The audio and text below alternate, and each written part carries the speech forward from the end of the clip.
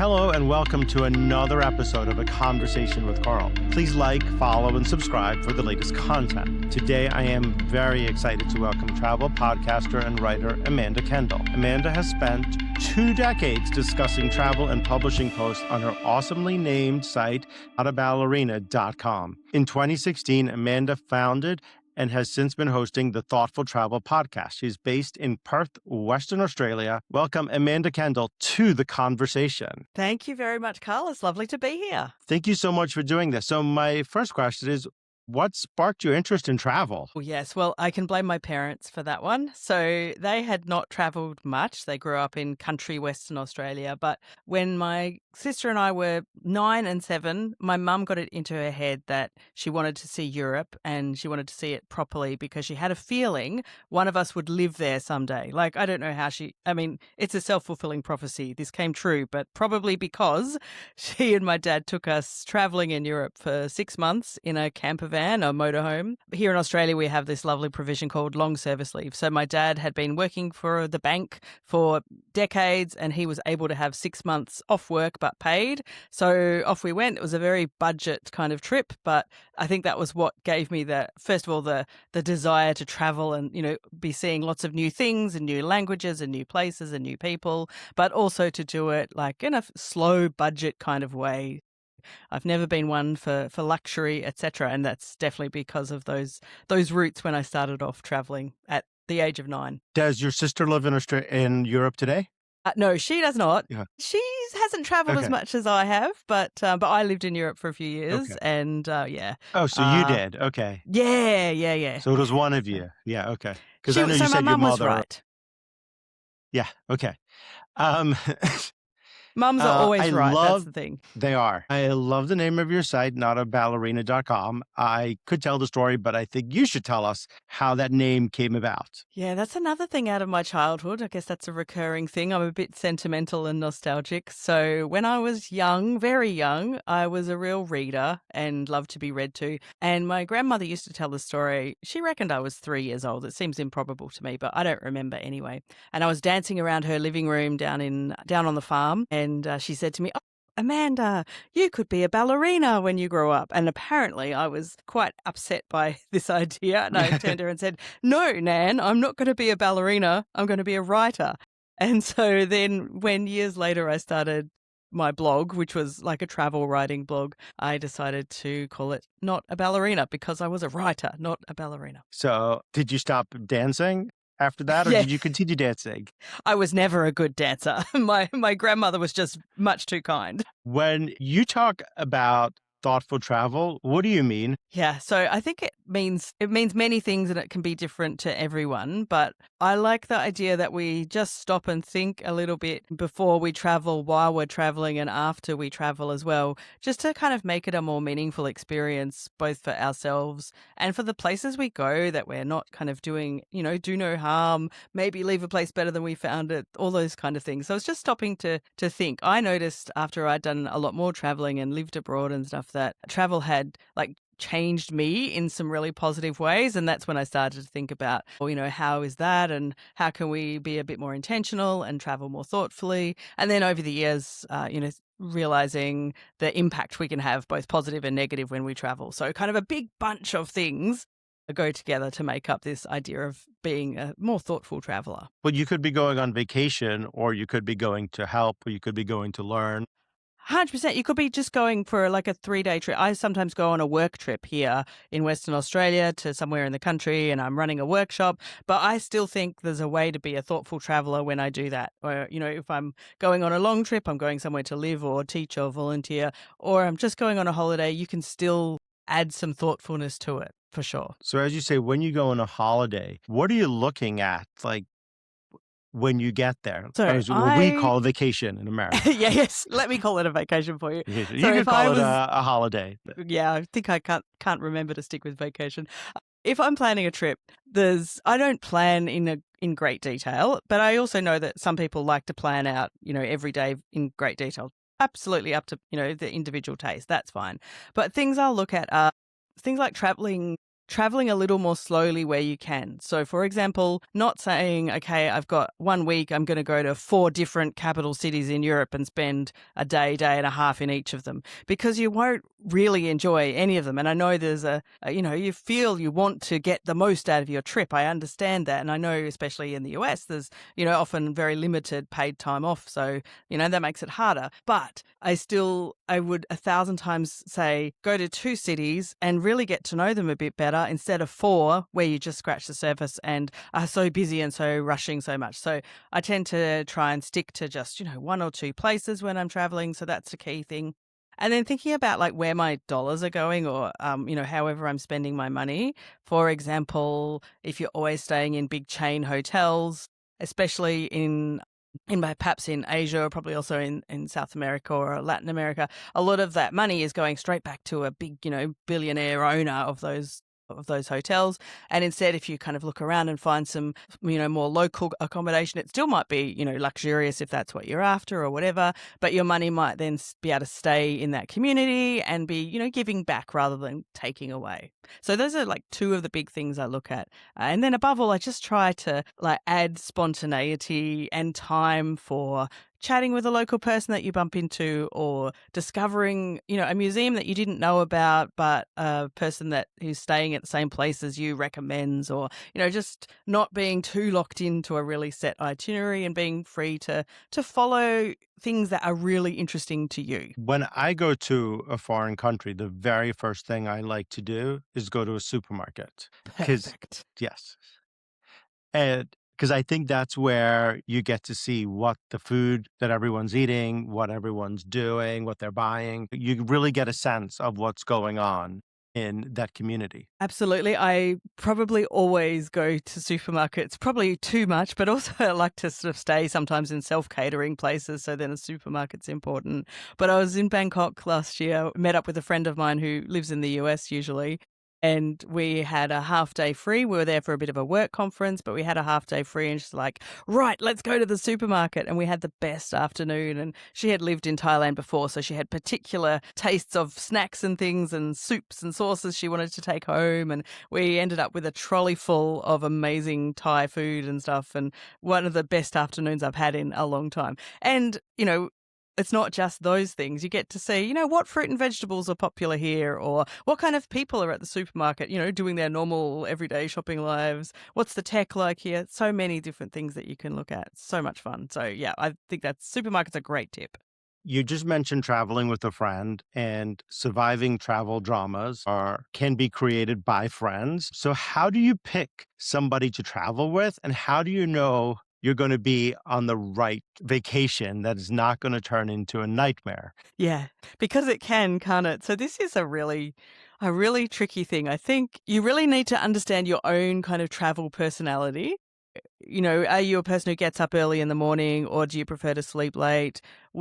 What do you most like to do while you're away? And if necessary, if you don't know this, potential travel mates well enough, have some really frank conversations with them so that you can, kind of get on the same page. Like, you don't have to be compatible, but you might be someone who's, I'm going to get up early, I'm going to go walking in the city, and then we'll meet up for breakfast at 10 o'clock or something. You just have to know these things in advance a little bit so that there's not sort of tensions there. So I think I've been very lucky. I've traveled with a lot of different friends, and perhaps over the years I've refined my, travel friend radar, and I have not had a friend drama for many, many, many years, and managed to travel with a lot of different people. So perhaps it's a skill that develops over many, many trips. Travel dramas can also be, I know you write about this on your blog, but travel dramas can also be life-threatening situations. Can you talk about that? Yeah. So, I'm very fortunate that I've never been I don't think I've ever been in a really bad situation, but I do speak with lots of people on my podcast who have been in, potentially life or death situations. Obviously, there's a lot of, be prepared and don't don't do stupid things. Don't ride a motorbike in Southeast Asia without a helmet. These kind of basic safety things. Have the best travel insurance you can find and know how to access it so that if something goes wrong, you know how to deal with it. But I think a lot of people, those things are the very rarest parts of travel. The other things that go wrong might be frustrating at the time, like, you miss the train, the museum you really want to go to is closed, etc. But very often, as long as you can kind of pick yourself up and just keep going, they turn into some of the best memories. Some of the times you have been, schlepping around a train station for hours trying to find where your train is. I'm thinking of Japan. I don't know where my, where my train is leaving from, or, getting lost in, random places. Some of those have turned into the best memories because I've, happened across some people who were super helpful, or by accident then come to a restaurant that I never would have found. Or, I think that's also part of the being spontaneous part, not being like super wedded to really, really precise plans, or otherwise this trip is a failure. So I think, there's a healthy dose of, be sensible and be cautious and be prepared. And also, check what's the likely things that could go wrong. I did an episode recently where I chatted with a bunch of locals living in Iceland, and I said, what's the thing that people visiting Iceland need to know the most? And they, without exception, all of them said, pay attention to our weather forecasts. If we say it's a storm and you should not drive, do not drive. Whereas here, I would often ignore that. But in Iceland, it can get really dicey really fast. And they were like, this is how we lose tourists. So please don't do it. Please listen to the weather forecast. So things like that being prepared and, knowing in the place you're going to what might be an issue. I think that is also a really important part of getting ready for a trip. Is there some place that you wouldn't go? I don't know. I mean, anywhere where there's a war raging, I would obviously say, this is not the right time to go there. Anywhere where, the government warning levels are, especially too high to get insurance, then that's a definite sign not to go. I think that also going somewhere after a disaster, like after, a hurricane or a flood or bushfires, sometimes that can cause more strain than that place can actually, deal with at that time. So those are kind of the key reasons I would say don't go somewhere.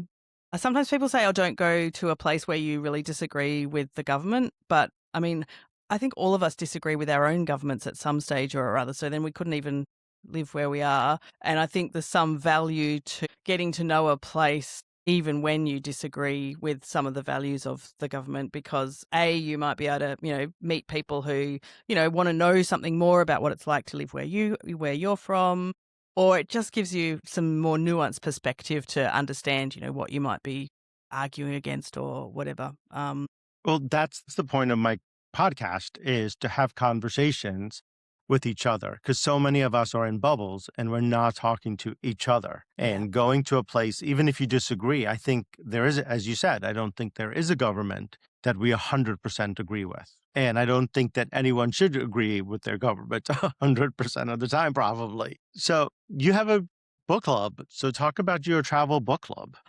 Yes. So we run the Thoughtful Travellers Book Club, where we read, maybe it's about 4 or 5 times a year now, a travel-related book, usually like a travel narrative, sometimes new, sometimes they're like an old classic.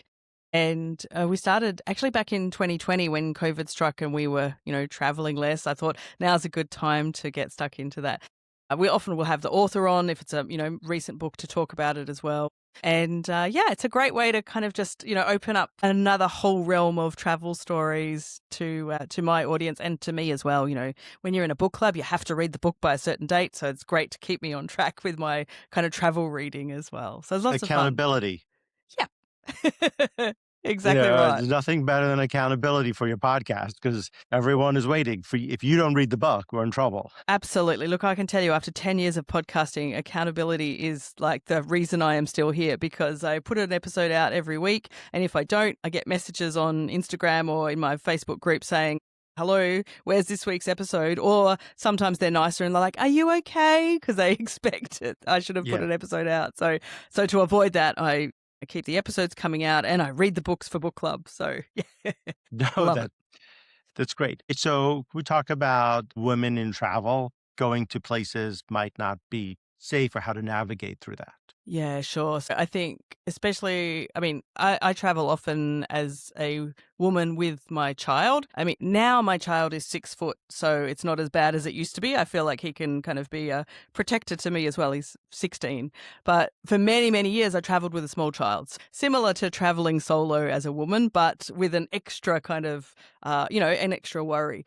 So I think, unfortunately, we are at a greater risk of, encountering trouble as we travel the world. And it is important, as I said earlier, to just be prepared for that, to pay attention to, what might be particularly going to happen in a place you're going to, read a little bit about the safety levels first. I would, in many places, I mean, even here in Australia, to be honest, not go out at night after dark unless I was, just going a short distance from a hotel to somewhere. I'd be quite wary about things like that. But the other thing is, I think when you're traveling as a woman, it's very easy to get chatting with people, whether they're local people or other travelers. I think perhaps because we look very unthreatening. Travel with a small, cute child, like he was a little blonde kid back in the day, and, everyone will come and talk to you. So there's a lot of, positives to it as well. And yeah, I think, it's a very empowering thing to do. I know that there are a lot of women who do feel concerned about traveling on their own or just with kids. But for me, it's been only full of fun. And, there have been occasional times over the years where I have been harassed a little, but nothing dangerous. Really annoying, absolutely. Wish it never happened, but nothing that has ever made me feel that I was actually in danger. But, I'm also, pretty or try to be pretty sensible. People say that someone is a good friend or they have the potential to be a lifetime romantic partner when you can travel with them. How important is travel compatibility? I mean, I have a lot of friends who do not travel with their life partner and they come traveling with me instead. So I don't know what that says about their relationships. I think their relationships are probably fine. They just know that they're not travel compatible or they have different places they want to go. I mean, I'm very much of the opinion that, travel comes in lots of forms. I'll travel sometimes with a bunch of girlfriends or with just one friend, or, in the past with partners, with my kid. I've traveled with a friend and her kid who were friends with my kid, all sorts of arrangements. And I think, depending on where you're going and what you're doing, there's a lot of, reasons for all kinds of constellations. I know that multi-generational trips are really popular now. I've, in the past traveled with my mum and we, when I was an adult and we had such a good time that way. So yeah, I think in a relationship, it would probably be nice, I guess, to have travel compatibility, but I think there's so many ways around it. So it's a non-essential, I would say, if I was giving dating advice. Change topics. Let's talk about where you are in Australia. If you are listening in the US today and somebody wants to go to Australia, what do you suggest? How do you plan this trip? Yeah, Australia's a tricky one because we have a very big country and there's a lot of empty space. So it's not easy, especially to come on a short trip. Sadly, if you were coming just for like a week or 10 days, then I would probably recommend not my side of the country. If it's your first and only time, a lot of people want to go to see Sydney. Sydney is a beautiful city. It's iconic. I have good friends there. And every time I go and I'm out on a ferry and I can see the Harbour Bridge and the Opera House, I think, wow, this is an amazing city. So that's, a really impressive part of Australia to see. And Uluru in the centre, our enormous rock and all of the Indigenous culture around that. It's like nowhere else on earth. And I think, those kind of places are they're iconic for a reason. But if you are the kind who's happy to be a bit different, then Western Australia is, I think, the hidden paradise of the world because we're very far from most places. It's kind of difficult to get here and therefore it is not spoilt by tourists. So I shouldn't really be telling anyone this, but we have the Ningaloo Reef, which I would rate as even better than the Great Barrier Reef. We have wine regions which, rival any that you can find in Europe or California. We have honestly the best beaches in all the world. I have compared many, many hundreds of beaches in my life, and I still think along the south coast of Western Australia, the white sand, the turquoise water, there's nothing like it anywhere. And it's just an incredibly, absolutely iconic, beautiful place. And a lot of people ask me about our animals or they tell me they won't come to Australia because of our snakes and spiders, but I always say, yeah, but North America has bears. We do not have bears. So I think I'm much Yeah. happier running away from a snake or a spider. I do not want to be confronted by a grizzly around the corner. Well, I've never seen a bear, and I've lived in America for a very long time. They've never seen one walking down the street. So you'll be safe if you come to New York City. Yeah, I I don't feel think like we you're have pretty bears safe yet. there from wildlife. Yeah. Yeah. Where's your favorite, if you were told that you could go on one more trip and this would be your last trip, where would you go? Well, firstly, I would sit down and have a very big cry because that's a terrible thing to imagine. But I would go back to Japan. So I lived in Japan in Osaka for a couple of years, 20 years ago. I've been back to various parts of Japan 3 or 4 times. Every time I go back, I fall in love with it even more. And there's so many different parts to see. I could go back 20 times and still have a completely different trip. The food is amazing. The culture is incredible. The landscape's beautiful. The people are so delightful. So I would say Japan. I'm kind of a bit almost annoyed. I don't know if it's really the same for the US market as well, but I know in Australia now, in the last 4 or 5 years, tourists have really discovered Japan, and it's becoming, kind of over touristed. And I'm a bit sad for Japan, but I did say 20 years ago when I was living there, everyone should be here. It's the most amazing place to visit. So that's where I'd go. And then if I called you up and I was like, Amanda, I have one trip that I can take this year, where should I go? You would send me to Japan as well, or you'd send me somewhere else? Well, it depends. I'd have to quiz you a lot on your main interests and passions first, because I believe in following your nose or following, picking a trip for a quirky reason, not just because it's where everybody goes. But if I had to just like randomly choose one, I would send you to Iceland because it's another utterly unique place with the best landscapes in the world. And also because I've been learning even more about it lately, and I'm even more fascinated than I ever was. And it's much easier to get to Iceland from the US than it is from Australia. It's much quicker. What tips do you have for those people who are traveling with a physical disability? I think their information is key. So a really good friend of mine, Julie Jones, runs the Have Wheelchair Will Travel website group. She runs a big magazine here in Australia. So I've learnt a lot from her about accessible travel. And it seems to me that a really key thing is doing your research first. It depends on, on the nature of the disability, but making sure that, wherever you're going, accommodation is properly accessible. Finding out more about, what you're, if you're going on a tour or what you want to visit. And, I think much more research is key in that case. And then I think there's, certain destinations are more compatible with that than others. I'm always told that in the US you actually have pretty good accessibility like laws and regulations. So it's one of the places a lot of people in Australia will say, oh yeah, it's an easier place to travel around. Australia is not too bad, but think just doing the research, being prepared, asking all the questions you need to. And there's so many good resources out there, Facebook groups and stuff where you can hear what other people have experienced and those kind of first-hand stories of, yes, we went here and this was good and this was bad and, for this situation. Then I think those things really help a lot. You've made a career out of blogging and podcasting on travel. Can you talk about that?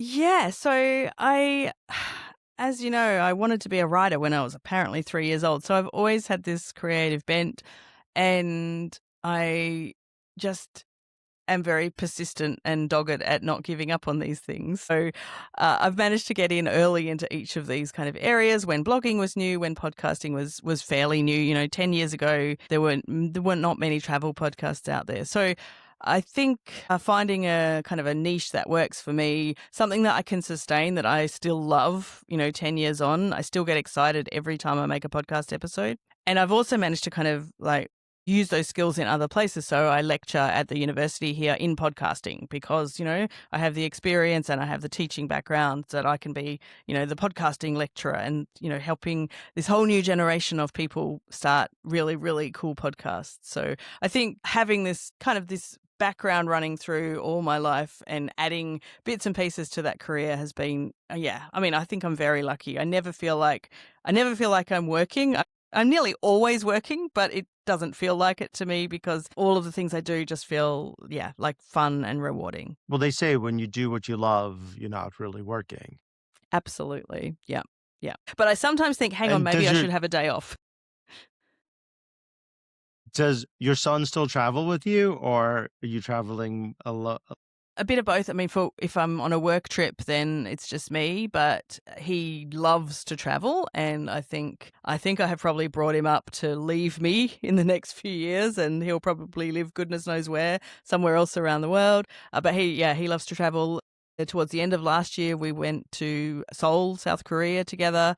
One of my very favorite trips with him ever. We had, just had kind of 8 days, no plan, just a list of different things we wanted to do. We'd get up each day and think, what do we feel like? And off we'd go. And he really loves, a lot of history stuff. He really wanted to go and see the demilitarized zone and learn all, much more about the Korean War and the divided Koreas and things like that. And he's a great, great traveler. I was going to say great little traveler, but I can't say little for him anymore. So I think, Well, he's he'll always be literally my little. favorite. He'll always be my baby, but Yes. yeah, he's definitely my number one travel companion. I love seeing the world with him. When you land in Perth, are you like, thank God I'm home? Or when you land in Perth, are you like, where am I going next? I have already decided where I'm going next before I come back home. I always have to, even if I haven't booked it, I have like the ideas. But I do love coming home to Perth. I really love, it's an amazing place to live on, the Western Australian coast is beautiful.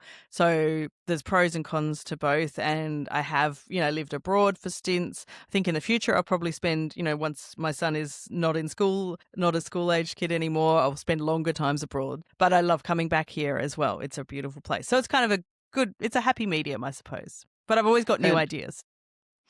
And for someone who can't afford to travel, like it's very expensive to go pick up and say, go to Europe, but they do want to start to travel, what do you suggest they do? Well, I think you can absolutely travel, in your own backyard. And that's a really good way to start, whether it's to the next city or the next state or, within Western Australia here, there's still places I haven't been that I'm actually, trying to get to a couple more this year, which is really exciting. So of course, I feel like I'm super privileged. I mean, I have a very, very old car. My car is like 22 years old and a small house. And I have those things deliberately so that what I earn doesn't have to go into, a car loan or a big house mortgage that I would, prefer to spend that on travel. Not everyone even has that privilege. So I completely understand I'm still in a really lucky position. But I think focusing on starting small, you can still get immense joy from going somewhere that's, 100 kilometers away, you can reach by a train or bus, but is somewhere you've never been. And there, I think also focus on stuff that really interests you. One of my podcast guests recently said to me something like, if you don't go to art galleries at home, you're not suddenly going to be the person who goes to art galleries just because you're in Paris. And I was like, oh, yeah, that's a really good way to put it. So think about, what you really love. If what you really love is going to see a sports game, then look up a sports game in a place you've never been and buy some tickets and off you go and turn that into, like an exploration of a new neighborhood, new kinds of, find a new kind of restaurant, there's always new things around you, even not far from home. Well, I think that's a great point because you don't have to go to a museum to say you had an amazing trip. You can go to Absolutely. have a really nice meal, or you could go walk in some quaint store and go shopping, and it's still a vacation, it's still a learning experience, and it's still seeing something new. As we Absolutely. start to wrap up, is there anything I should have asked you that I have not asked you? Oh, I mean, I could speak for about 6 hours nonstop on all of these topics, but I think you've actually, kind of encapsulated me well. I guess I would just reiterate again before people travel, stop and think, make it your trip, and don't be swayed by the lists that you see, the top 10 places in Rome. You don't have to do those lists. Have a look at them and decide what's interesting to you. I worry when I see people who are just kind of ticking off, must do lists because, a lot of those places are amazing and, they're on those lists for a reason, but that doesn't mean that it's of interest to you. And some of them are also just kind of manufactured, like, great tourism board marketing or, great hype from TikTok or Instagram, and they're actually not even that interesting. So just go with your gut and make it your trip and don't feel that you have to please anybody. Just it's your trip. Do what is interesting to you and that you'll enjoy, and you'll come home and have some good memories that you can look back on. When I went to Paris and I read in a book book not to go to the Eiffel Tower, but there's another building and I can't remember the name of it, but you can go to the top of it and you can watch the lights in the city come on. And I thought that was amazing. And it was pretty empty. And when we did go to the Eiffel Tower, it was very crowded. But I did when I was in Paris, I met my cousin who lives in Sydney under the Eiffel Tower. Perfect. Yes, it was. Yeah, I But think yeah. I was just saying, there's a lot of, FOMO, the fear of missing out. And people are like, oh, but you have to, well, you have to go to the Eiffel Tower if you're in Paris. Or when they get home from a trip like that, people expect them to have, and that kind of, compulsion that the things you have to do. There's no rules when you're on vacation. It's your time that you have worked hard for. Do what you want and don't worry at all about what other people think. That's, I think, real, because of, social media and the internet, and, it's just become even more like, oh, you have to do this, this, and this, and go and take your photo here, but you don't. Just do what you want and enjoy it in your way. You don't. That's correct. It's your vacation and it's your life. And you get to decide where you're going to go on vacation, and you get to decide what you want to see and what you're going to do and how you're going to have fun. And I think that will make the trip more memorable for anybody when you're doing absolutely. you. So you be you. Amanda Kendall, thank you so much for joining me today. Thank you so much for listening. As always, let me know what you think. Put your thoughts in the comment section. And until next time, everyone, be safe.